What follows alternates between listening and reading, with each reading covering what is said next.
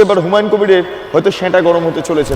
আমি যেদিন ময়দানে মুসলমানদের নিয়ে নেমে যাব না, সেদিন এমন ছাটা ভাঙা মাছ শুরু করব যে আপনাদের পতাকা বহন করার লোক থাকবে না। মালদার ইংরেজ বাজার এবং মুর্শিদাবাদের বহরমপুর থানাতে এফআইআর হয়েছে, 11টি ধারাতে তার বিরুদ্ধে মামলা রুজু হয়েছে। হুমায়ুন কবির এর আগেও একাধিক সাম্প্রদায়িক কথা বলেছিলেন, মমতা বন্দ্যোপাধ্যায়ের আমলে বলেছিলেন। মমতা বন্দ্যোপাধ্যায় ইসলাম তোষণ নীতি অবলম্বন করে হুমায়ুন কবিরের বিরুদ্ধে কোনো ব্যবস্থা নেন।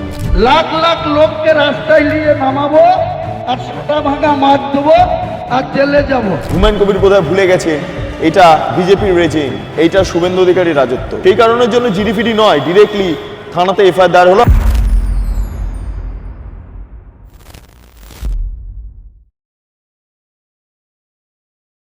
নমস্কার, আপনারা দেখছেন বেঙ্গল লিবার্টি, আমি বিট্টু রায়চৌধুরী। হুমায়ুন কবিরের বিরুদ্ধে এবার এফআইআর দুটি থানাতে হয়েছে, যেটা আমরা খবর পাচ্ছি এখনো পর্যন্ত মালদার ইংরেজ বাজার এবং মুর্শিদাবাদের বহরমপুর থানাতে। এই দুটি থানাতে এফআইআর হয়েছে এবং ভারতীয় ন্যায় সংহিতা 11টি ধারাতে তার বিরুদ্ধে মামলা রুজু হয়েছে। হুমায়ুন কবির বড় বড় কথা বলেছিলেন। রেজিনগরে একটা সভাতে তিনি বলেছিলেন যে বিজেপির সেঁটা ভেঙে দেবো, এই শব্দটা ব্যবহার করেছিলেন। তার পাশাপাশি বলেছিলেন আমি যেদিন মাঠে নামবো সেদিন বিজেপির পতাকা ধরার লোক থাকবে না। টাওয়ার যেদিন গরম হবে কেএসপিকে মুখ্যমন্ত্রী দেখতে যাব না, মুখ্যমন্ত্রীকে সাবধান করে দিয়েছে। এসব অনেক কথাই বলেছিলেন হুমায়ুন কবির। যাই হোক, এবার হুমায়ুন কবিরের হয়তো সেঁটা গরম হতে চলেছে। তার কারণ হচ্ছে পুলিশ এবার সম্ভবত হুমায়ুন কবিরকে এই মন্তব্যের জেরে গ্রেপ্তার করতে পারে, কারণ এই মন্তব্য সাম্প্রদায়িক উস্কানি এবং মুখ্যমন্ত্রী শুভেন্দু অধিকারী বারবার এই কথাটা বলেছেন যে এই ধরনের সাম্প্রদায়িক উস্কানি বা সাম্প্রদায়িক অশান্তি যদি ঘটে তাহলে আমার চেয়ে খারাপ মুখ্যমন্ত্রী আর কেউ হবে না। এবং মুখ্যমন্ত্রী যে বক্তব্যটা রেখেছিলেন সেই মতো এবার কাজ হতে পারে হুমায়ুন কবিরের বিরুদ্ধে। হুমায়ুন কবির এমএলএ থাকুন, হুমায়ুন কবির আম আদমি, যে ইউপি পার্টি, যা নাম আছে, যাই হয়ে থাকুন না কেন, তিনি যতই বড় নেতা হন না কেন, এই ধরনের সাম্প্রদায়িক মন্তব্য তিনি যে করেছেন তার বিরুদ্ধে দাঁড়িয়ে এবার সাধারণ মানুষ ক্ষুব্ধ হয়ে গেছেন। আমি যেটা জানতে পাচ্ছি এখনো পর্যন্ত প্রায় দুটি থানাতে অভিযোগ দায়ের হয়েছে, সম্ভবত আরও বেশ কয়েকটা থানাতে অভিযোগ দায়ের হবে এবং ডিরেক্টলি এফআইআর হিসাবে ট্রিট করা হচ্ছে। আবারও বলছি, মমতা বন্দ্যোপাধ্যায়ের পুলিশের মতো শুধু জেনারেল ডায়েরি করে বা জিডি করে রেখে দেওয়ার মতো নয়, প্রত্যেকটা অভিযোগকে এফআইআর হিসাবে চিহ্নিত করা হচ্ছে। এই হুমায়ুন কবির এবার কোণঠাসা। শোনা যাচ্ছিল যে হুমায়ুন কবির এই জায়গাটাকে মেনটেন করার জন্য বেশ কয়েকজনের সাথে গুপ্তভাবে মিটিং করার চেষ্টা করছিলেন, বেশ কয়েকজন বিজেপি নেতা রয়েছে তাদের সঙ্গে যোগাযোগ করার চেষ্টা করছিলেন, কিন্তু আলটিমেটলি কিছু হলো না। হুমায়ুন কবির তার মন্তব্যের জেরে আপাতত তার বিরুদ্ধে এফআইআর হলো এবং তাকে সম্ভবত গ্রেপ্তার করা হতে পারে। কি বলেছিলেন সেদিনকার একটা সভা মঞ্চে দাঁড়িয়ে, কীরকম উস্কানিমূলক বক্তব্য তিনি পেশ করেছিলেন, একবার শুনে নিন। নোটা চিহ্নের টোটাল ভোট নিয়ে প্রায় 3,35,00,000 বিরোধী ভোট, আর ওরা বিজেপি 208টা সিট পেয়েছে, 2,93,00,000। তারা এমন লাপাচ্ছে। আর প্রশাসন এতদিন মমতা ব্যানার্জি যা বলতো তাই শুনতো, এখন মমতা ব্যানার্জির পরে শুভেন্দু হয়েছে, সে যা বলবে তাই শুনবে, এটা স্বাভাবিক। কিন্তু ভরতপুরে অনামিকা ঘোষ, সে ভোটে হেরেও সেখানে গিয়ে মনে করছে আমিই এমএলএ। এখানে ভোটে হেরেও বিজেপি মনে করছে আমিই এমএলএ। এখানে এমন আস্ফালন করে বেড়াচ্ছে। তা আমি শুভেন্দু অধিকারীকে সেদিন বলেছি যে আপনি ভোটে জিতেছেন, আপনার দল জিতেছে, খুব ভালো কথা, কিন্তু মুর্শিদাবাদে আস্ফালনটা একটু কম করতে বলেন। আমি যেদিন ময়দানে মুসলমানদের নিয়ে নেমে যাব না, সেদিন এমন ছাটা ভাঙা মাছ শুরু করব যে আপনাদের পতাকা বহন করার লোক থাকবে না। কেস, ওরকম কেস আমাদের বহুবার জেল খাটা আছে। হাজার লোককে আপনি বহরমপুর সেন্ট্রাল জেলের যে আয়তন, তাতে 4700-র বেশি 4800 লোক ধরে না। লাখ লাখ লোককে রাস্তায় নিয়ে নামাবো আর ছাটা ভাঙা মাছ দেবো আর জেলে যাব। কদিন জেলে রাখতে পারেন, কত খাওয়াতে পারেন। যখন ভারত ছাড়ো আন্দোলন হয়েছিল 1942 সালে, তখন তো বিজেপির ছিল না। বিজেপির জন্ম তো 1980 সালের 6 এপ্রিল, কংগ্রেসটার জন্ম 1885 সালের 28 ডিসেম্বর, তৃণমূলের জন্ম ছিল 1 জানুয়ারি 1998, আমার দলের জন্ম হয়েছে 31 ডিসেম্বর 2025। আমাদের হারানোর কিছু নাই। আমাদের সঙ্গে যদি বেশি বাঙালিতে যায়, ভোটে হেরেও লজ্জা নাই। এখানে বাবরি মসজিদের কাছে উল্টো দিকে মুসলমানদের কিছু ছেলেকে টাকা দিয়ে এখানে পায়ে পা দিয়ে ঝগড়া করতে আসছে। আমি বলেছি আমার লিমিট যেদিন ক্রস হয়ে যায় না, আর মাথা যেদিন টাওয়ার গরম হয়ে যায়, সেদিন আমি ও এসপিও বুঝবো না, ও চিফ মিনিস্টারও বুঝবো না, আর কে কোথায় থাকলো আর কে কোথায় থাকলো না সব কিছু বুঝবো না। আমি নিজেই নেতৃত্ব দিয়ে নামাবো। 2024 সালেও তা দেখেছিলাম। মমতা ব্যানার্জি মুখ্যমন্ত্রী, তার পুলিশের এসপি, ডিআইজি, দুনিয়ার থানার লোক ওই আমার কাছে যে এসে হাঁটু গাড়তে হয়েছিল 17 এপ্রিল 2024 শক্তিপুরে।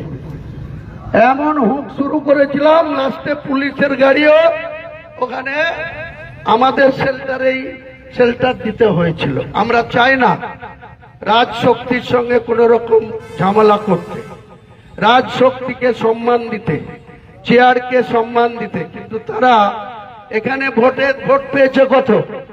আমি বিজেপিকে হারিয়েছি 59,000 ভোটে, তৃণমূলকে হারিয়েছি 81,000 ভোটে। তারা স্বপ্ন দেখছে অর্জুন সিং এমএলএ মন্ত্রী, তার ছেলে এমএলএ, বাপ বেটায়। এই তৃণমূলে একজন কাউন্সিলর, তার বউ কাউন্সিলর, তার ছেলে কাউন্সিলর কলকাতায়। বিজেপির কেন্দ্রীয় মন্ত্রী রাজনাথ সিং, তিনি ভারতবর্ষের ডিফেন্স মিনিস্টার, তার ছেলে লখনৌতে এমএলএ দিয়ে যোগী আদিত্যনাথের মন্ত্রী, সবাই মন্ত্রী। এসব মুসলমানরা সব পরিসংখ্যানের খবর রাখে না। হুমায়ুন কবির কেন তার ছেলেকে ভোটে দাঁড় করাচ্ছে তা নিয়ে বিরাট মাথা ব্যথা, যেটা কেন করবে, আর কি লোক ছিল না। তো এরকম বেঈমান যে আমার কাছে থেকে আমার যা আছে বক্তৃতা করে বিজেপিকে খবর পাঠাচ্ছে আমাকে প্রার্থীটা করুন, আমি তাকে প্রার্থী করব? আপনারা বলেন? আমাকে দেখে আপনারা ভোট দিয়েছেন, আবার আমার ছেলেকে ভোট দিবেন, আমার সাথে বুঝে নেবেন। আমার ছেলেকে নামমাত্র আমি দাঁড় করাচ্ছি, আমি থাকতে পারলে তো কোনো মতেই ছাড়তাম না, কিন্তু কোনো মতে ছাড়া যায় না। তবু আমি ভেবেছিলাম যে রেজিনগরেই থাকবো, নওদাটা ছাড়বো। কিন্তু নওদার লোকরা এমন ভাবে পিড়াপিড়ি করতে লাগলো, বললো আপনি রেজিনগরটা আবার নিজের যাকেই দেন জিতাতে পারবেন, কিন্তু নওদাটা আমাদের পক্ষে খুব টাফ হয়ে যাবে, অনেক ঝামেলায় পড়বো, আপনি থাকুন। আপনারা শুনলেন সেই মন্তব্য, ভয়ঙ্কর। এটা নিয়ে গতকাল আমি একটা স্টোরিও করেছিলাম, যেটা আপনারা অনেকেই দেখেছেন, আপনারা প্রতিক্রিয়া পর্যন্ত দিয়েছেন। আবারও বলবো, এই মর্মে প্রতিক্রিয়া দিন। যেটা বলছিলাম যে শুভেন্দু অধিকারী একটা মন্তব্য করেছিলেন যে আমার চেয়ে খারাপ মুখ্যমন্ত্রী আর কেউ হবে না যে এই ধরনের সাম্প্রদায়িক অশান্তি বা সাম্প্রদায়িক কথা বলবেন। হুমায়ুন কবির এর আগেও একাধিক সাম্প্রদায়িক কথা বলেছিলেন, মমতা বন্দ্যোপাধ্যায়ের আমলে বলেছিলেন। হ্যাঁ, মমতা বন্দ্যোপাধ্যায় তার বিরুদ্ধে কোনো ব্যবস্থা নেননি। হিন্দুদের কেটে কেটে ভাগীরথীর জলে ভাসিয়ে দেবো, এই ধরনের সাম্প্রদায়িক মন্তব্য হুমায়ুন কবির যে করেছিলেন, যেভাবে মন্তব্য করেছিলেন, তার বিরুদ্ধে দাঁড়িয়ে মমতা বন্দ্যোপাধ্যায় ইসলাম তোষণ নীতি অবলম্বন করে হুমায়ুন কবিরের বিরুদ্ধে কোনো ব্যবস্থা নেননি। হুমায়ুন কবির বড় মুসলিম নেতা হওয়ার জন্য তিনি নেমে পড়েছিলেন মাঠে। সেই কারণের জন্য তৃণমূল কংগ্রেস থেকে বেরিয়ে গিয়ে আম আদমি জনতা উন্নয়ন পার্টি বা এরকম কিছু একটা দল তৈরি করেছিলেন, যে দলটা 2টি আসনে জিতে এসেছিলেন এবং 2টিতেই হুমায়ুন কবির কোটি কোটি টাকা খরচ করেছিলেন। সেই 2টি আসনে হুমায়ুন কবিরই জিতে এসেছিলেন। এখন তার ছেলেকে দাঁড় করানো হবে রেজিনগর থেকে, তাই জন্য আবহাওয়াটা একটু গরম করার চেষ্টা করছেন। যাই হোক, আমরা যেটা দেখতে পাচ্ছি যে আবহাওয়া গরম করে হুমায়ুন কবির ভোটে জেতার প্ল্যান করছেন, কিন্তু সেটা হুমায়ুন কবিরের বিরুদ্ধে বুমেরাং হয়ে দাঁড়ালো। মন্তব্যটা করেছেন, আমি মুখ্যমন্ত্রীকে বলেছি অমুক তমুক। আরে মুখ্যমন্ত্রীর সঙ্গে হুমায়ুন কবিরের কোনো কথা হয়নি। বিধানসভার অভ্যন্তরে বাইরে মুখ্যমন্ত্রীর সঙ্গে হুমায়ুন কবিরের কোনো কথা হয়নি। আমি চ্যালেঞ্জ দিয়ে দাবি দিয়ে বলছি, কারণ গোটা বিষয়টা আমরা বিধানসভার অভ্যন্তরেই দেখতে পাই। হুমায়ুন কবির বিধানসভার অভ্যন্তরে সম্পূর্ণভাবে কোণঠাসা, এবং মুখ্যমন্ত্রী হুমায়ুন কবিরকে খুব একটা পছন্দও করেন না। এই কারণের জন্য তার সাম্প্রদায়িক মন্তব্য, যেভাবে তিনি হিন্দুদের কেটে ভাসিয়ে দিয়েছেন। শুভেন্দু অধিকারী নিজেকে হিন্দুদের নেতা হিসেবে দাবি করেন, তো সেই শুভেন্দু অধিকারী এমন কোন নেতার সঙ্গে কথা বলবেন যিনি হিন্দুদের কেটে ভাগীরথীর জলে ভাসিয়ে দেওয়ার কথা বলছেন? আর বিজেপির শ্যাঁটা ভেঙে দেবেন এই শব্দ ব্যবহার করছেন, শ্যাঁটা ভেঙে দেবেন বিজেপির। পুলিশ প্রশাসন কি এটা তৃণমূল কংগ্রেসের নাকি? তৃণমূল কংগ্রেস যে আপনি যা বলবেন তাতেই সমস্ত কিছু 7 খুন মাফ, 7ম খুন মাফ হয়ে যাবে, আপনারা এটা ভাবছিলেন? হুমায়ুন কবির বোধহয় ভুলে গেছেন এটা বিজেপির রেজিম, এইটা শুভেন্দু অধিকারীর রাজত্ব, পুলিশ মন্ত্রী শুভেন্দু অধিকারী। সেই কারণের জন্য জিডিপিডি নয়, ডিরেক্টলি থানাতে এফআইআর দায়ের হলো। আরও জানা যাচ্ছে যে আরও বেশ কয়েকটা থানাতে এফআইআর দায়ের হতে পারে হুমায়ুন কবিরের বিরুদ্ধে। যাই হোক, আপাতত কোন কোন থানাতে অভিযোগ দায়ের হয়েছে আমি আরেকবার বলবো এবং কি কি বিষয় ঘটেছে। হুমায়ুন কবির যে মন্তব্য করেছেন তার প্রেক্ষিতে দাঁড়িয়ে মোট 11টি ধারায়, অর্থাৎ বিএনএসের 11টি ধারাতে তার বিরুদ্ধে এফআইআর দায়ের হয়েছে। এফআইআর হয়েছে মালদার ইংরেজবাজার এবং মুর্শিদাবাদের বহরমপুর থানাতে।